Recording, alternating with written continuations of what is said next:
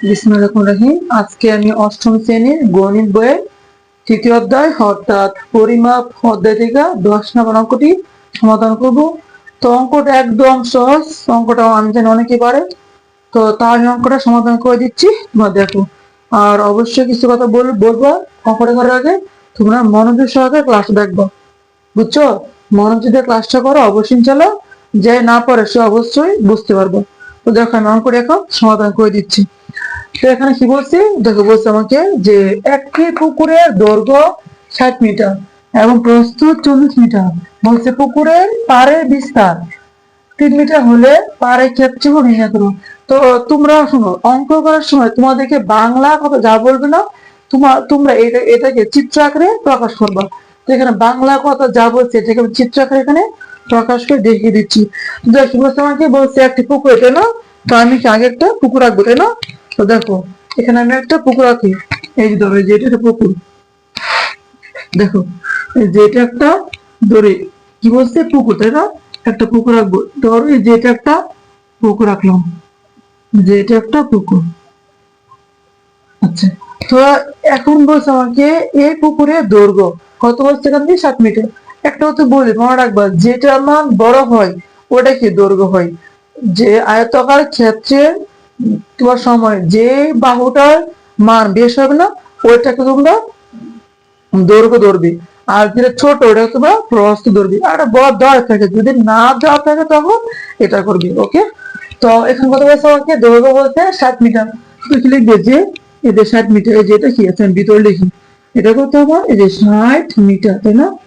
যে 60 মিটার। আর প্রস্থ প্রস্থ কত এখানে আমার, প্রস্থ কত এখানে 40 মিটার। তো লিখবে যে এটা কত, 40 মিটার। তো লিখলাম 40 মিটার। তো দেখো আমাকে যা যা বলছে আমি তা তা লিখে বলছি। এখন আমাকে বলছে কত, বলছে পারে, পুকুরে পারে বিস্তার। পার কোনটা, অর্থাৎ পুকুরের চার দিক দিয়া যেখান দিয়ে মানুষ হাঁটাফেরা করে, ওটা কি পার না? হ্যাঁ। তো এই পুকুরের চার দিক দিয়ে যে রাস্তা আছে ওটা কি, ওটা হচ্ছে পার, তাই তো? তো কি হচ্ছে, বলছে পারে বিস্তার 3 মিটার হলে, তো এটা কি আছে, পার আছে। তো দেখো আমি দেখাচ্ছি যে পার, তাই না? এই যে এটা কি একটা, ধরো পার, এই যে মিটার পার ধরলাম, যে যে এটা একটা পার। এখান দিয়ে আরেকটু আঁকতে হবে, যে এটা, তারপর এখান দিয়ে আরেকটু আঁকতে হবে, এই যে এরকম। তাহলে এই যে এটা হচ্ছে আমার পুকুর, আর এটা কি পার, ঠিক আছে? তো কি বলছে, বলছে পারের বিস্তার 3 মিটার। তো এটা কত, 3 মিটার। এই যে এটা হচ্ছে 3 মিটার, এটা কত, 3 মিটার, তাই না? তারপর এটা কত, এই যে 3 মিটার। মানে চতুর্দিক দিয়ে কত আমার, 3 মিটার। এটা কত, এই যে 3 মিটার, তাই তো? তো লিখবো 3 মিটার। এখন আমাকে প্রশ্ন কি বলছে, বলছে পারের ক্ষেত্রফল নির্ণয় করো। আমার এখান থেকে পারের ক্ষেত্রফল বের করতে বলছে।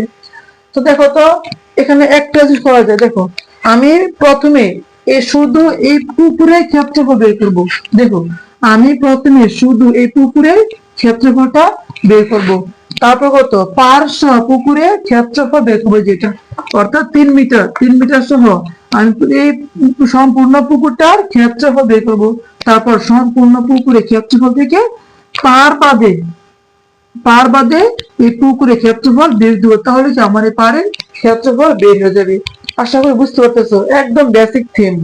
আচ্ছা, এখান থেকে আমি করি, আমি সমাধান করে দিচ্ছি। এখন দেখো লিখবে সমাধান, তাই না? যে সমাধান,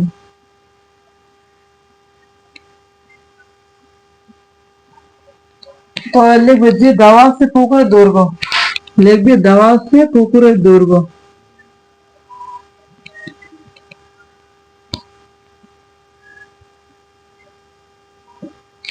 দেওয়া আছে পুকুরের দৈর্ঘ্য,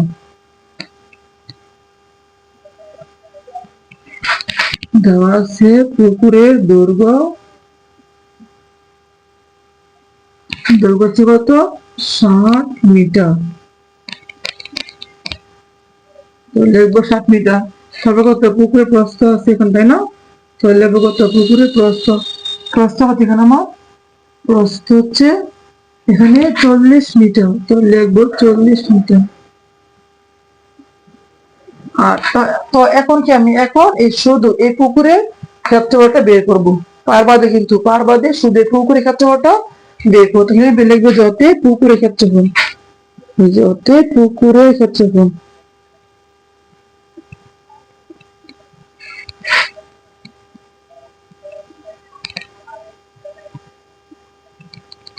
পুকুরের ক্ষেত্রফল সমান দৈর্ঘ্য গুণ প্রস্থ, দৈর্ঘ্য গুণ প্রস্থ, তাই না? তো একবার আমি এখন মান লিখি বলি, হ্যাঁ, দৈর্ঘ্য কত এখানে মান, তো দৈর্ঘ্য গুণ প্রস্থ কিন্তু পুকুরের ক্ষেত্রফল, তাই আমি এখন মান লিখি বলতেছি। দৈর্ঘ্য কত 60 মিটার, প্রস্থ কত 40 মিটার, তাই না? তো এখন গুণ কত আসবে বর্গ, এই যে বর্গ মিটার। একটা কথা বলি শুনো, তোমাদেরকে যদি ক্ষেত্রফল বের করতে পারো না, তখন এখানে কি লিখবে বর্গ লিখবে, মনে থাকবে। আচ্ছা, তার গুণ কত আসবে, 4 কত 4 24 আর 2টা 0, এত বর্গ মিটার। দেখো এটা হচ্ছে আমার শুধু পুকুরের ক্ষেত্রফল। এখন কি আমি পার্শ্ব পুকুরের দৈর্ঘ্য বের করবো এবং কত পার্শ্ব পুকুরের প্রস্থ বের করবো, তারপর পার্শ্ব পুকুরের ক্ষেত্রফল বের করবো, তারপরে কি সম্পূর্ণ পার্শ্ব পুকুরের ক্ষেত্রফল থেকে এই যে শুধু পুকুরের ক্ষেত্রফল বিয়োগ দিব, তো যা আসবে ওইটাকে আমার পাড়ের ক্ষেত্রফল। তো দেখো আমি করে দিচ্ছি, দেখো লিখবো পার্শ্ব পুকুরের দৈর্ঘ্য, তাই তো? তো লিখবো যে পার সহ, যে পার সহ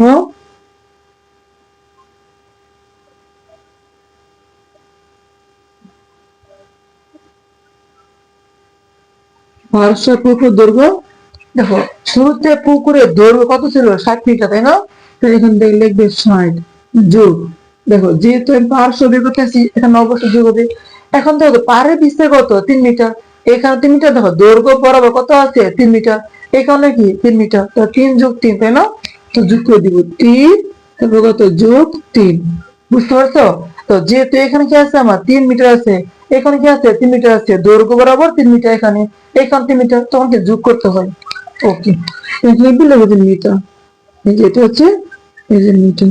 তো এখন দেখো তো 60 যোগ 6, তাই না? কত হয়েছে 66, মানে 66 মিটার।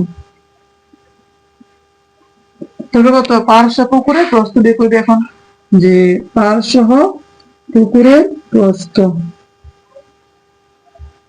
পার্শ্ব পুকুরের প্রস্থ কত আসবে, এটা কি দেখো তো প্রস্থ এখানে কত আছে 40 মিটার, তাই না? তো কত লিখবে 40 যোগ আমার বিস্তার কত 3 মিটার, দেখো এখানে 3 মিটার, এখানে 3 মিটার, দেখছো এখানে কি আছে 3 মিটার, এখানে কি আছে 3 মিটার, তখন এটা যোগ করে দিবে 3 যোগ 3, কেন কত আসবে যোগ করলে, যে ধর দেখে নিই মিটার, তাই না? মিটার।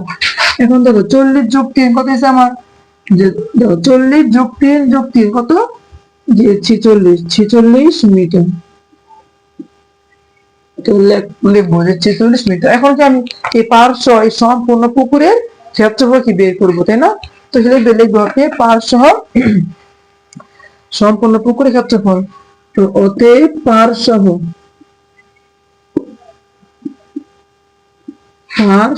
পুকুরের ক্ষেত্রফল,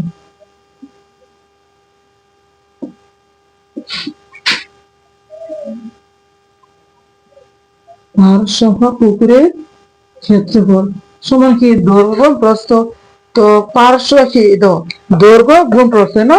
তো এখানে দৈর্ঘ্য মান লাগবে, এটা কত লাগবে পার্শ্ব যে দৈর্ঘ্য আসছে তার মান লিখবে, কত আসছে কেন আমার 66, তো লিখবো 66 ইন্টু প্রস্থ, না প্রস্থ হচ্ছে কেন আমার 46 মানে 46, তাই তো?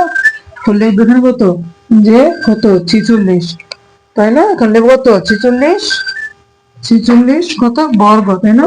লিখবো যে বর্গ, এই যে বর্গ মিটার, তাই তো? এই যে লিখবো বর্গ মিটার। তারপর কত আসে গুণ দিয়ে দেখি তো কত আসে, কত আছে 66, তাই না? 66 গুণ 46, 66 গুণ 46 ইকুয়াল টু কত 3036, 3036 আসবে এখানে। তো এখান থেকে লিখবো যে 3036,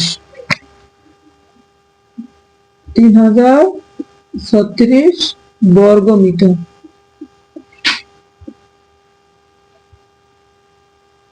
যেটি হচ্ছে আমার পার সহ সম্পূর্ণ পুকুরে ক্ষেত্রফল। আশা করি বুঝতে পারতেছো।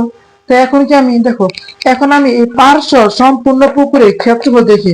দেখো এখন আমি দেখো এই যে এখানে এখানে কি আমি পার সহ দেখো এখানে পার সহ সম্পূর্ণ পুকুরে ক্ষেত্রফল থেকে আমি শুধু পুকুরে পার বাদে কিন্তু পার বাদে পুকুরে ক্ষেত্রফলটা বিয়োগ দিব, তখন কি আমার পারের ক্ষেত্রফল বের হবে। আশা করি বুঝতে পারতেছো। তাই এখন কি, এখন আমি এখানে যে জায়গা শর্ট আমি এখানে মুছে লিখে দিচ্ছি, তাই না? তোমাদের দেখো আমি এখানে মুছে লিখে দিচ্ছি,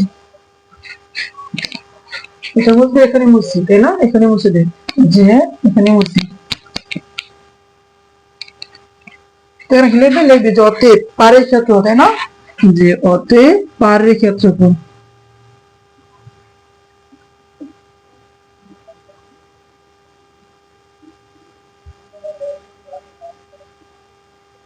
পাহাড়ের ক্ষেত্রফল সমান কত? পার্শ্ব পুকুরের ক্ষেত্রফল থেকে আমি শুধু পুকুরের ক্ষেত্রফল বিয়োগ দিব, তো কত এটা 3036। লিখবো 3036 মাইনাস কত 2400, তাই না? 2400 এত বর্গ মিটার, এই যে এত বর্গ মিটার।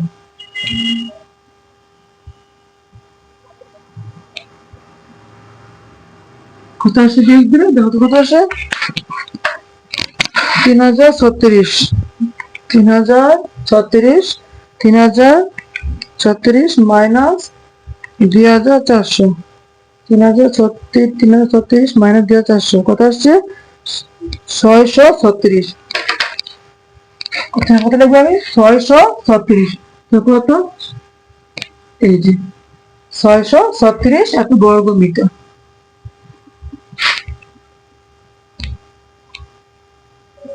তো এটাই কি আমার যেটা অ্যান্সার। দেখো আমাকে যা কি বলছে আমি কি তা নিয়ে এসে বলছি। আশা করি বুঝতে পারতেছো।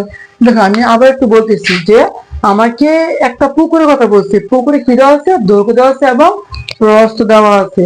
তো আমি কি প্রথমে কি শুধু শুধু পুকুরটা ক্ষেত্রফল বের করবো। ধর এখান থেকে পুকুরের দৈর্ঘ্য আর প্রস্থ গুণ দিয়ে শুধু পুকুরটা ক্ষেত্রফল বের করেছি। তবে কি বলছেন পারে বিস্তার দেওয়া আছে, এখন কি আমি পার্শ্ব এই সম্পূর্ণ পুকুরটা দৈর্ঘ্য বের করবো এবং কত পার্শ্ব এই সম্পূর্ণ পুকুরটা এই যে প্রস্থ বের করবো। বুঝতে পারছো? আচ্ছা তবে কত দেবো আমি পার্শ্ব, দেখো যেখানে পার্শ্ব পুকুরের দৈর্ঘ্য প্রস্থ গুণ দেখি পার্শ্ব সম্পূর্ণ পুকুরের ক্ষেত্রফল বের করেছি। দেখছো এই যে পার্শ্ব পুকুরের ক্ষেত্রফল দৈর্ঘ্য এবং প্রস্থ, প্রমাণটা পুকুরে এই যে পার্শ্ব পুকুরের দৈর্ঘ্য আর কত পার্শ্ব পুকুরের প্রস্থ গুণ দিয়ে যা আসছে এটা কি সম্পূর্ণ পুকুরের ক্ষেত্রফল পার্শ্ব। এখন কি মান থেকে এই যে মানটা বিয়োগ দিব, তাহলে কি আমার অ্যান্সার চলে আসবে, অর্থাৎ পারের ক্ষেত্রফল চলে আসবে। তো আশা করি অঙ্কটা ভালো করে বুঝতে পারছো।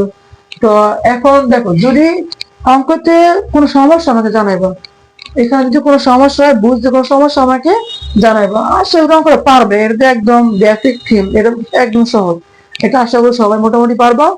তো অঙ্ক এইটুকুই। তো আশা করি সবাই বুঝতে পারছো। তো সবাইকে ক্লাসটি করার জন্য ধন্যবাদ।